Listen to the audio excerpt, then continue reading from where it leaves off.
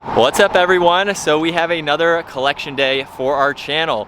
My new to me 2023 Toyota GR86. I've actually been talking about a GR86 for about a year now and finally pulled the trigger on one.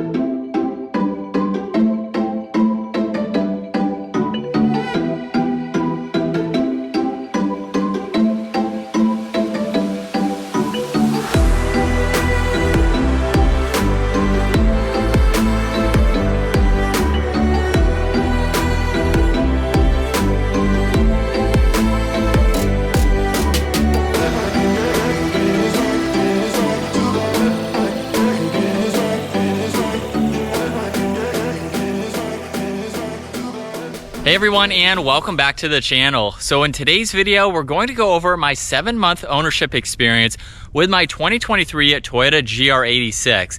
This has been a sports car that I've always wanted to buy since the original came out. Basically, the Scion FRS was introduced. I always wanted to get into a small, pretty practical yet fun vehicle to drive and own. So I bought this about 7 months ago, and it's been a lot of fun. Now this GR86 is a base model. It has the 6-speed manual transmission.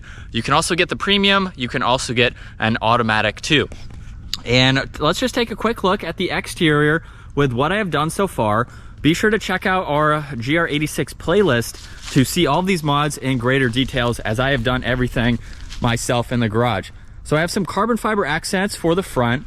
I also have this car sitting about an inch and a half lower than the factory settings. I do have wheel spacers to accommodate these stock wheels with the low fitment that it has, as well as some more carbon fiber goodies, aftermarket exhaust. There's also carbon fiber for that rear there. I have it on the mirror caps. I even have an upgraded intake underneath, along with hood struts, so that way I don't have to use that prop rod to open up the hood. That's kind of it. I haven't done a whole lot to this vehicle over 7 months, but basically I have done pretty much everything that you want to start with. Intake, exhaust, lower it. That's almost kind of it to make this a fun vehicle. This is already one of the best handling sports cars that you can buy in today's market because of how light it is. It's under 3,000 pounds, and by lowering it, that also improved its handling characteristics immensely. So this is a very fun, practical, and affordable sports car. Because it has the back seat space, I haven't had people in the back. It's not all that usable for someone at my height, 5'10". You can put your kids in the back, however, and it does have a trunk space. So when I can't fit any of the items in my R8, which is only a 2-door vehicle or a 2-seater, I can fit them in the back of this and take this where I need to go. So I really like the practicality aspects that this vehicle has to offer, and just in general, things that I like about it, aside from it being affordable and practical, it is definitely a lot of fun to drive, especially with that exhaust. This makes me feel like I'm 16 again, driving this around town, getting the pops from that exhaust.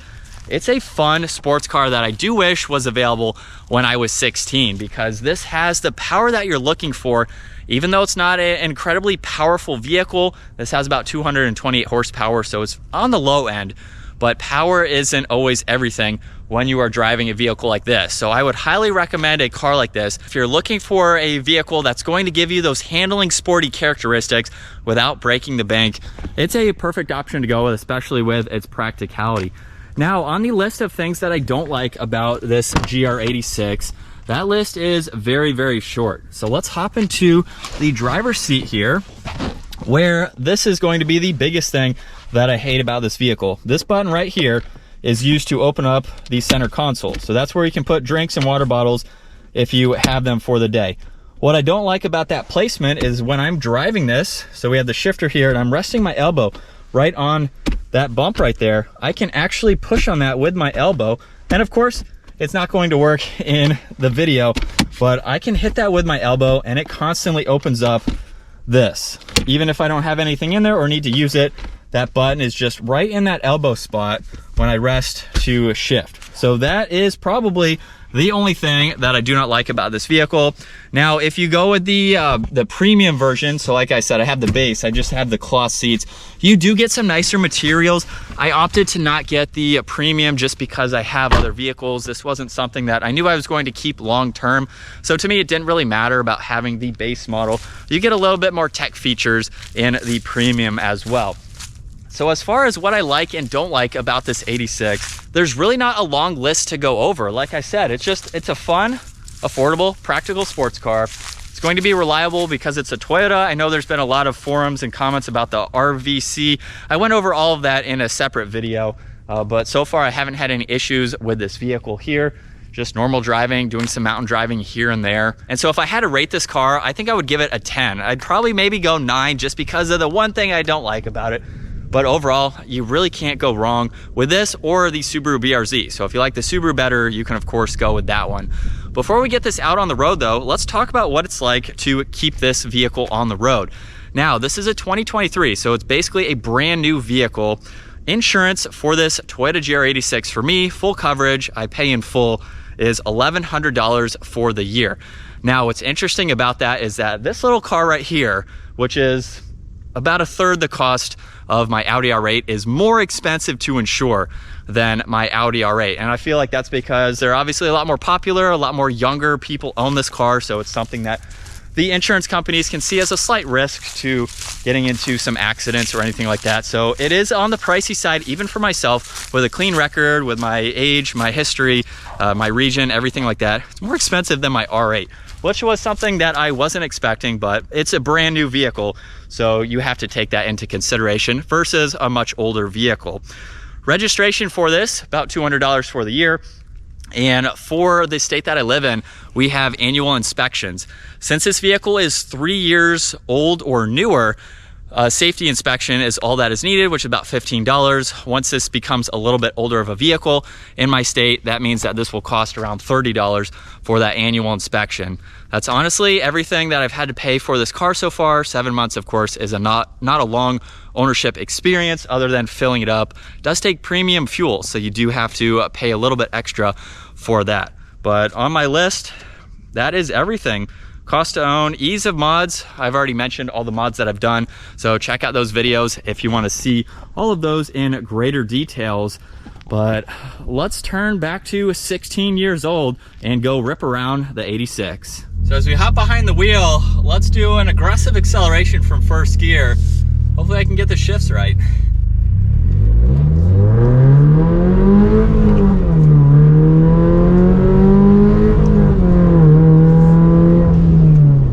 Now, like I mentioned earlier, this isn't the fastest car, but boy, is it fun to utilize all of the power that this car has.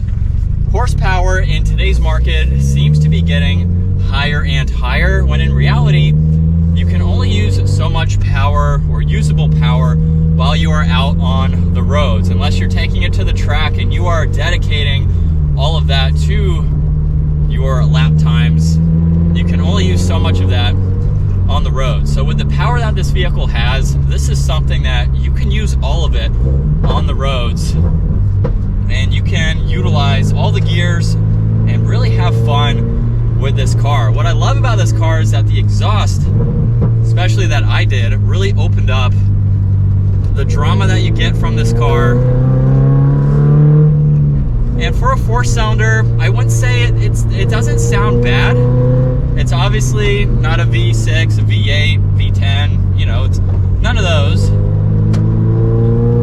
But I think it has, especially with this exhaust, just a nice deeper tone to it. And I can get some of the kickbacks in that. So I think this is a really good platform to go with.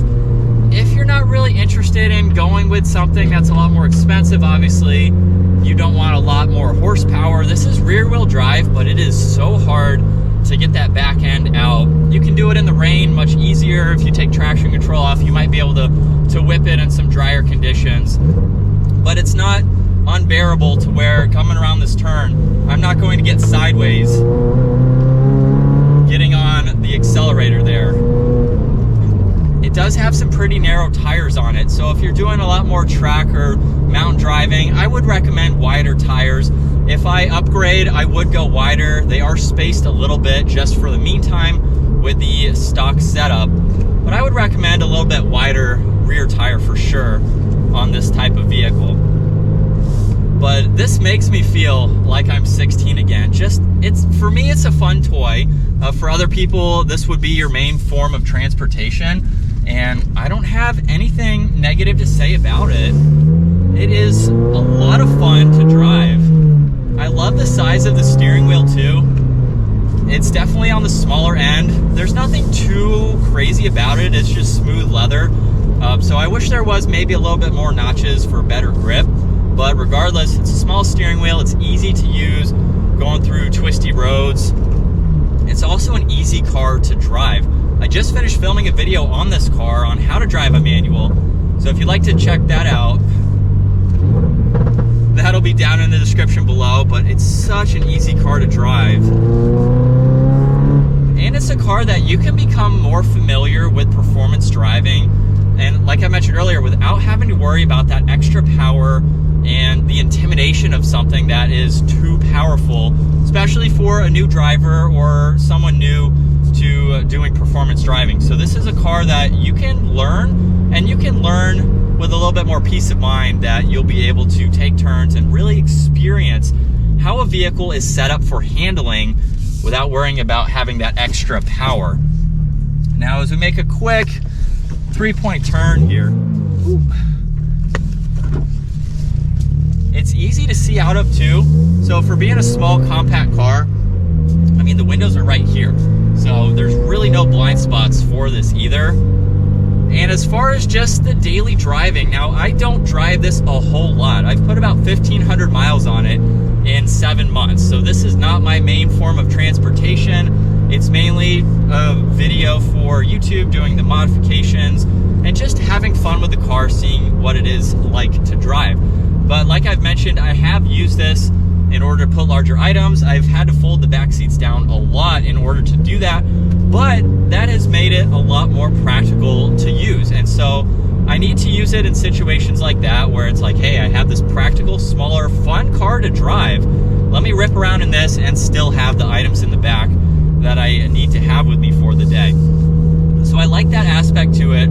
If this is your only car, it gives you that extra space, and you can still have that fun two-door sports car that you can rip around in. It's also super comfortable to drive. It's a little loud right now because of my exhaust. The stock exhaust is very, very quiet. So if you're not looking for something loud, it's not a loud vehicle in the... Oh, sorry guys. All right, so we're back. Yeah, it's not a loud vehicle in the stock form, which is nice. It's not really all that windy. Suspension and the stock configuration is also pretty smooth too. So driving this as a commuter, it's something that for a $30,000 to $35,000 car, you would expect to see. And for the interior here, again, base model, it's what you would expect. There's nothing I'm really going to kind of knock on it for its interior for 30 grand. I mean, there's plastic everywhere. You can get some nicer seats, obviously. It's a nice interior. I can hook up my phone to it, so I like the larger screen there. It gives you the backup camera too, and then boom, all your controls. So it's very, very simple, but that's all that I need in a car like this. You're just really out to have fun driving this, and that's about it. So there's no extra bells and whistles. We do have the hill start. There's no sensors or anything. It's a basic car. In today's market, it's not that expensive, relatively speaking.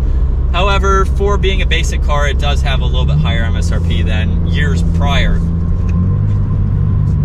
But it's a fun car. I am going to miss this car when I sell it, but it's not something that I would keep long term. If I was to only buy one sports car, it wouldn't be my first option. But this is a good, like I said earlier, it's a good entry-level sports car. Or if this is just all that you're looking for, it's good for that too. We got bumps in this road, so I'm trying to get over all of those. But it's definitely a good newbie car. So if this is your first sports car, it's not intimidating. Very, very easy to learn how to drive it and to have fun with it. The oil change once a year is basically all you need on a car like this. And then you have the modifications, as there are a lot. You can check out our website if you want to see the parts that we do have available for this car. But other than that,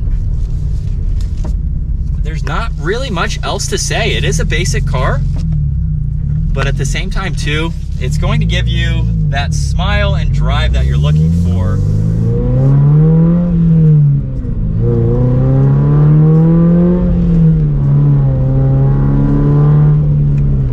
I would highly recommend it.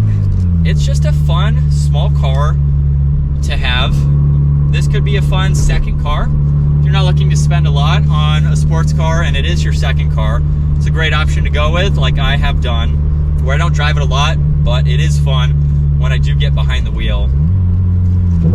So check out our GR86 playlist if you want to see all the content that I have created on this vehicle over the last 7 months.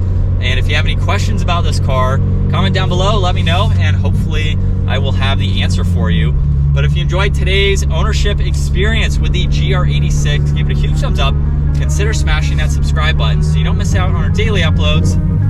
And I will see you all in the next video.